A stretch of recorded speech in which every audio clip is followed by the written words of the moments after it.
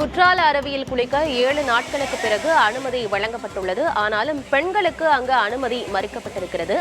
அண்மை செய்தியாக பார்க்கிறோம்.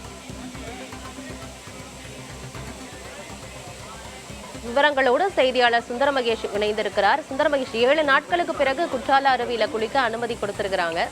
சுற்றுலா பயணிகளுடைய வருகை எப்படி இருக்கு? பெண்களுக்கு அனுமதி மறுக்கப்பட்டிருக்கே, ஏன்?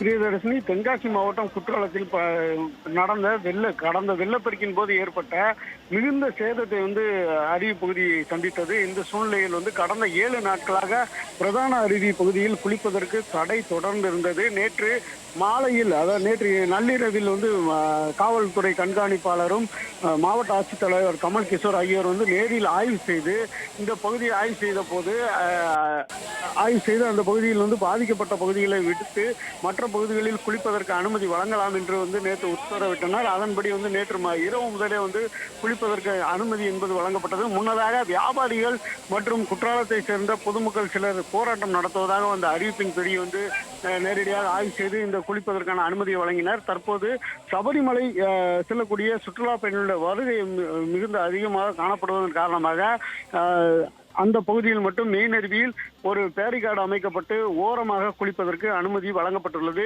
பெண்கள் பகுதியில் பாதுகாப்பு வளைவே மிகுந்த சேதமடைந்து அங்குள்ள காங்கிரீட் கம்பிகள் நீண்டு காணப்படுகிறது.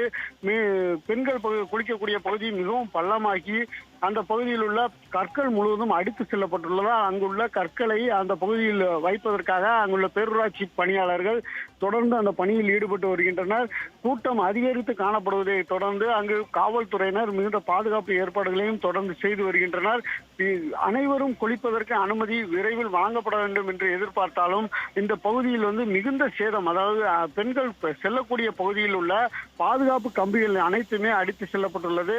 அதே போல் பெண்கள் குளிக்கக்கூடிய பகுதியில் உள்ள அந்த பாதுகாப்பு வளைவில் உள்ள காங்கிரீட் முழுவதுமாக பெயர்ந்துள்ளதால் அந்த கம்பிகள் முழுவதும் வெளியே தெரிந்து அவர்களை பாதிப்புக்குள்ளாகக்கூடிய சூழ்நிலையில் உள்ளதால் அந்த பகுதியில் தற்போது குளிப்பதற்கு அனுமதி வழங்கப்படவில்லை. பிரியதர்ஷினி, தொடர்ந்து பழைய குற்றால அருவியிலும் குளிப்பதற்கு தடை நீடிக்கிறது. பிரியதர்ஷினி, தகவல்களுக்கு நன்றி சுந்தர மகேஷ்.